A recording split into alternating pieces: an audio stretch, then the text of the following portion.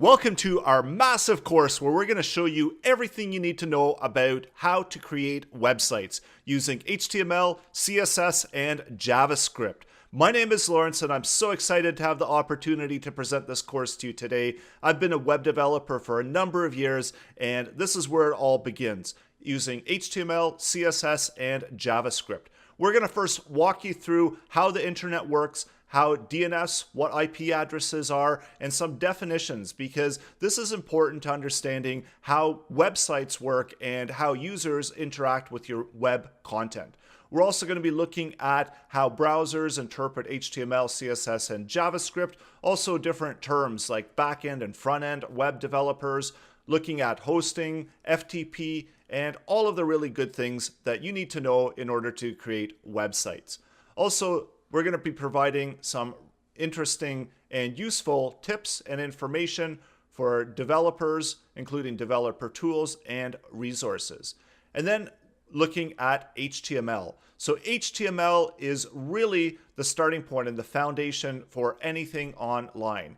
HTML, hypertext markup language, and understanding the foundations of HTML is crucial to getting started to develop content online. We're going to look at different types of tags, also creating a boilerplate template that you can use within your own web projects. And we've got a number of exercises within this course to get you coding and get you practicing and learning how to use HTML and then of course CSS and JavaScript in the latter part of the course.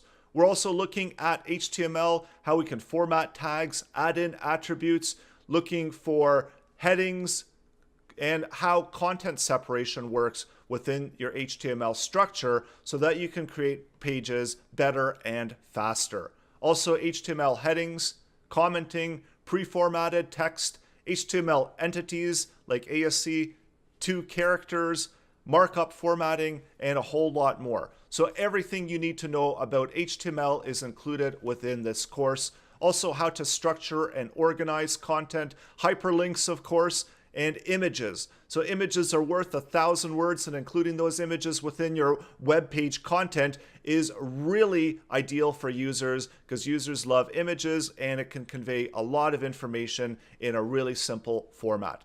Also, how you organize content with ordered lists, unordered lists, and we can nest lists within inside other lists. There's also tables for providing structure and also organizing even more content. And then of course, forms and input forms, input fields. There's a lot of new input fields with HTML5. We are going to be covering all of them so that you can get familiar with them. And when it comes to using them, you're going to know which ones do what and where to apply them and how they work within your HTML page. So there's a lot of content that we're going to be covering, and we're also providing examples, exercises, and best of all, the source code is also included to get you started quickly so you can utilize that source code, add it into your own editor, and try it out for yourself.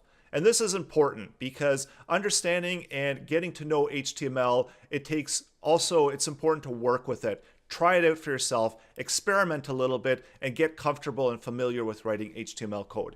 And once you have HTML down, we're going to introduce CSS. So CSS provides styling for your web pages. It allows you to present the content in different ways, adding colors, backgrounds, structuring your content. So we're going to develop divs and spans with HTML, and we're going to show you how you can incorporate those using CSS to provide different structure, move elements around, manipulate them, how they look, and how they get presented within your content.